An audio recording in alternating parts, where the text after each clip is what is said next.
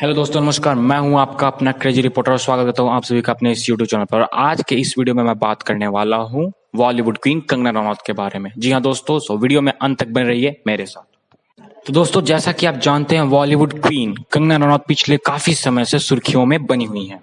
और इसी सुर्खियों में एक और कड़ी ये भी जुड़ गई है कि बॉलीवुड क्वीन कंगना रनौत का मुंबई स्थित जो ऑफिस था वो बीएमसी के द्वारा उस ऑफिस के अंदर में तोड़फोड़ की गई है। तो आज की इस वीडियो में मैं इसी पर चर्चा करने वाला हूं कि आखिर क्या ऐसी नौबत आन पड़ी कि कंगना रनौत का मुंबई स्थित ये ऑफिस बीएमसी के द्वारा तोड़ा गया। आखिर क्या हुआ, क्या है इसके पीछे की बड़ी वजह।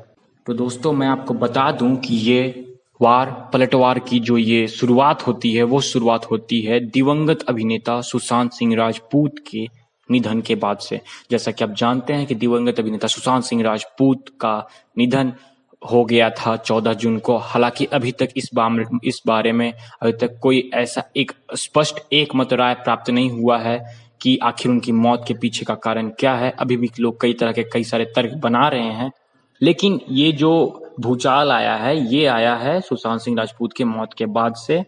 सुशांत सिंह राजपूत की मौत के बाद बॉलीवुड क्वीन एक अलग ही तेवर में दिखाई दे रही थी।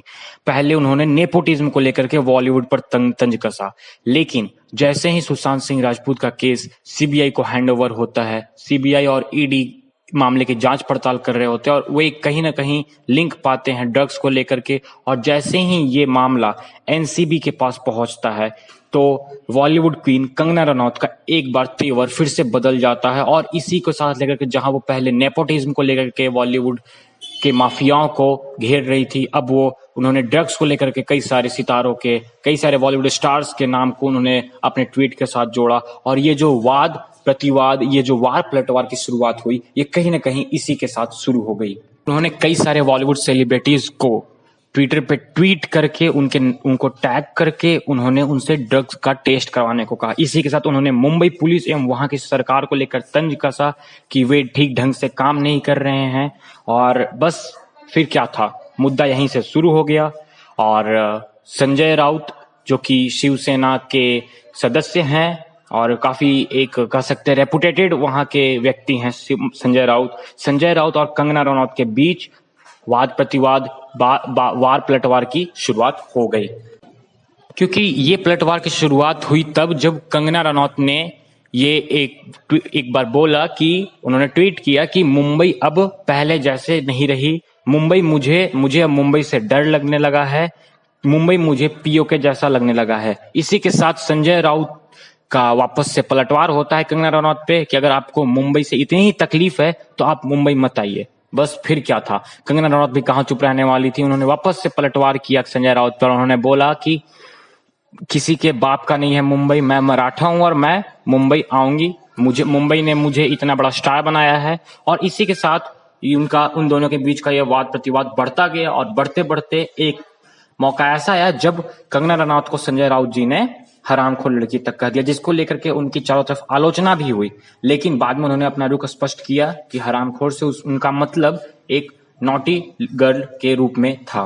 इसी जुबानी जंग के बीच कल अर्थात 8 सितंबर को बीएमसी के कुछ कर्मचारी कंगना रनौत के मुंबई ऑफिस में जाते हैं और वहां पर जाकर के वे लोग एक नोटिस चिपका के चले जाते हैं। और फिर आज अर्थात 9 सितंबर को illegal construction under section 35A के तहत वे अपना इसका दायरा मानते हुए, सेक्शन 35A के तहत वे एक आधार मानते हुए वे कंगना रनौत के मुंबई स्थित जो उनका ऑफिस है, मुंबई में जो उनका ऑफिस है, उसके अंदर वे लोग तोड़फोड़ करने लगते हैं, जिसको कंगना रनौत ने डेथ ऑफ डेमोक्रेसी भी करार दिया है। और कई लोग अलग अलग तरीके की प्रतिक्रियाएं भी दे रहे हैं। वही पूरे देश के जो भी लोग हैं उनका अलग अलग विचार व्यक्त किया जा रहा है इस जो तोड़फोड़ की जा रही है बीएमसी के द्वारा मुंबई में कंगना रनौत के ऑफिस में, उस पे। हालांकि कंगना रनौत के वकील जो रिजवान सिद्दीकी जी है, उन्होंने इसको लेकर के बॉम्बे हाई कोर्ट में एक याचिका भी दायर की थी, जिसके लेकर के बॉम्बे हाई कोर्ट ने फिलहाल बीएमसी को स्टे दिया है। उन्होंने बीएमसी को इसके अलावा एक लिखित जवाब देने के लिए भी बोला है कि आखिर ये कार्रवाई क्यों की गई। जैसा कि आप स्क्रीन पर भी देख रहे होंगे, बॉम्बे हाई कोर्ट के द्वारा ये बीएमसी को बहुत बोला गया है। वहीं इस तोड़-फोड़ को लेकर के कई लोग जो हैं वो इसे कहीं न कहीं शिवसेना तथा कंगना रनौत के बीच के विवाद को बताया जा रहा है। उनकी प्रतिक्रिया इसको लेकर के है, क्योंकि मैं आपको बता दूं, उनका कहीं न कहीं ये सोचना काफ़ी हद तक, मैं ऐसा स्पष्ट नहीं कर रहा हूँ, बट उनका ये सोचने का तर्क ये है कि जो बृहन्न मुंबई म्युनिसिपल कॉर्पोरेशन है, उसमें जो उसके जो मेयर और उप मेयर हैं वो शिवसेना के हैं। शिवसेना वहां पर जो पिछले बार 2017 में चुनाव हुआ था, उसमें शिवसेना 92 सीटों के साथ सबसे बड़ी पार्टी बन करके उभर करके आई थी। और संजय राउत, जैसा कि मैंने बताया कि वो शिवसेना के काफी माननीय मंत्री रह चुके हैं, वे काफी एक माननीय नेता हैं। तो ऐसे में इसे कहीं ना कहीं तौर पर लोग इसे संजय राउत की और शिवसेना की कंगना रनौत के साथ एक लड़ाई के तौर पर देखा जा रहा है, और जिसके परिणाम स्वरूप कंगना रनौत को यह भुगतना पड़ा, जिसको लेकर कई लोगों ने कई सारी अपनी अपनी प्रतिक्रियाएं भी दी हैं। वैसे इस बारे में आपके क्या विचार हैं, कमेंट करके हमें जरूर बताइएगा।